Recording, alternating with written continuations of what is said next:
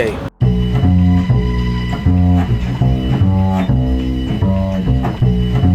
Oh shit.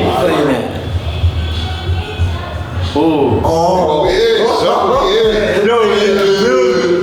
That's in the building. That's in the building. That should be. Yeah, that's outside.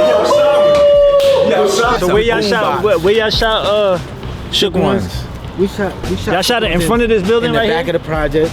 In the back of the project. We shot Survival right here. Survival right here. Finish was right here. Back me and get rock steady. By the Mac 1 double, I touch you. That's crazy. Right there on the bench. That's the one I see. What school you went to? Yeah. I went to Design. Right. No, but what like what PS? I went to PS 7 Steinway. What building Nas lived in? He lived in 2 blocks away from on here. Vernon. 15 on Vernon. 15 and 16. I met Nas when we was in preschool. That was just you used to I was kick it with him? like 6 years old. But then we didn't really start hanging out with each other until I got about like 14. 14. Yeah. He was rapping then? Hell yeah. He was rapping. Was you rapping then? I was rapping, but he was really rapping. He was really rapping. That It's really motherfucker was junior high nice, school when yo. shit really Was took he the off. only one that was In nice junior out high there? school. He was nice on the low. You know what I'm saying? low. Nobody didn't even Alright. really know he was nice like that. But how did you know he was nice? Because I used to hang with him. He knew that I rap. I knew that he raps. So I was like, let me hear you spit. He was like, nah, you know what I'm saying? You go first or whatever. So I spit my little rap, whatever. All right, cool. Then when he did his shit, I was like, oh, y'all niggas played me. Like, this nigga was like, he's a professional. Like, I was like, he been holding Everybody you looking at, knowing each other since we was like this. So why you ain't really like start making music with him like that? because we was just like, we supported each other, but we was on our own separate paths. You know what I mean? Yeah. He was doing his thing, and you know what I'm saying, I was doing my thing. He ain't never hit you for a beat like in those early times? No, definitely not. Because I wasn't really known as a beat He was maker, coming up. You know what I'm saying? Yeah. Like nobody wouldn't have took a beat from me. Right. You know what I'm saying? He was getting already beats from Large Professor. You know what I'm saying? People like seasoned vets. So I had to prove myself still. You know what I'm saying? I still had yet to prove myself. If he would have put you on that album, you would have gave him some heat? I'd have gave him some heat. He would have walked away with some heat. When did Nas drop? And when did y'all drop? Was it around the same time? I think we dropped first. Y'all right? dropped Juvenile Hell first. Right. That shit came out before. Yeah, that's a it fact. came out before Nas came out. How did y'all come out before him?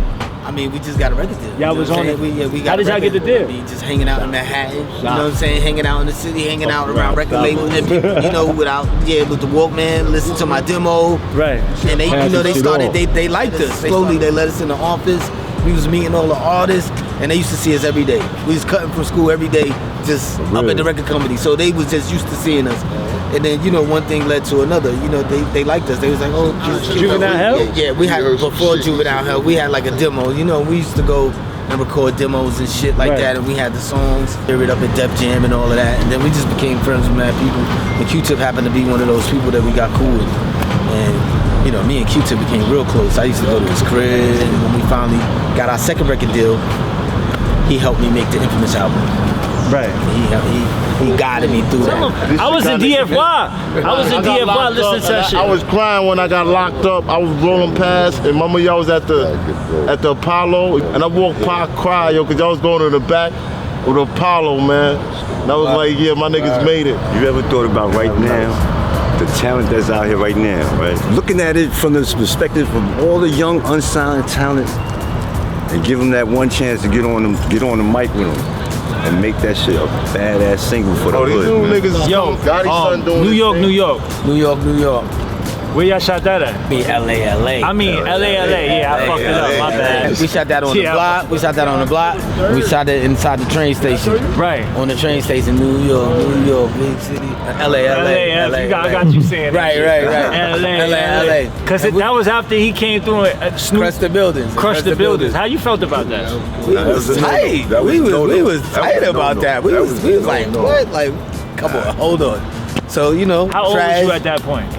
You know, I probably was like 20, 21. And Trash was like, yo, let's make the LA. And I was like, fuck it, I was with it. When I heard that song, I was like, yes. Yeah, that's what we supposed to be doing. What the fuck? They over here storm. Exactly. Like people, well, who was it? It was Snoop, the Dog Pound. Right. And we loved them today. How did you feel then, though? What was that feel like in the project? What was the project in saying? Brooklyn with that. Back then, it just felt fucking crazy. It was like, yo, son, they violated New York. Like, they just violated New York. Nobody not gonna say nothing. You feel me? Nobody stepped to the plate. You had an ill verse on that, but Trash verse was crazy on that. Trash went crazy on that. The master. It was the honor, you know what I'm saying? To be able to hold down, you know what I'm saying, your state, you know what I mean? And at the end of the day, you know what I'm saying, though we didn't get a lot of credit for it, the hood still did it, y'all still did it. We know. We like people like me. I remember like, oh yeah. Tell a story about how he tried to battle me, and I made him cry in front of everybody. Trash? Yeah, nigga bust me in my head with a bottle and everything. I slammed the shit out of him behind that door. I remember that album. Right? I was in DFY. I had heard that album. What's the craziest P story? Prodigy story. Oh man, okay. Alright. Well, we was in high school, and I remember, you know, he wanted to cut out of school, like we always fucking do all the time. But he had this fucking bright idea. He said, "Yo, I'ma light the auditorium on fire." So I'm like, "Yo, you wild?" And I'm like, "Whatever." Yo, like an hour later, it was a fucking fire drill. Fire alarm went off. So I'm thinking it's just a regular fire drill. Get outside, yo, the whole auditorium is on fire with smoke. He did it? Yeah, that nigga did that shit, son. Yo, I was like, I couldn't say nothing to nobody, but in my mind, I was like, oh shit, that nigga really did that shit. Right. And when I seen him, he's like, yo, son, you saw that shit? I was like, yo, you fucking crazy. He lit the auditorium curtains on fire. And he's doing stuff that we did in the hood on the regular. Yeah, that's why you can say, nigga, he's from the hood. Right. He's from the hood. There's no doubt about that. What's the craziest tour story? We in England. We at That's the your UK. first time in England? It wasn't our first time there. Right. It wasn't our first time there. Alchemist was with us. Okay. We was in, I believe it was Manchester. So we performing, and I think we supposed to perform for an hour, but we only performed for maybe like 45 minutes, 50 minutes, a little bit shorter than we usually do. And then some tall fucking dude was backstage, like, yo, say, like, fuck that, he want his money back. First thought the nigga was joking, so we just looking around like, hold on, who this nigga with? Like, you know what I'm saying? And he just like, I want my money back. Then he looking at Alchemist, like he want Alchemist jewelry. Like he like, yo man, give me that chain or some crazy shit like that. And we just looking around like, where's the security at? Nobody gonna get this nigga out of here?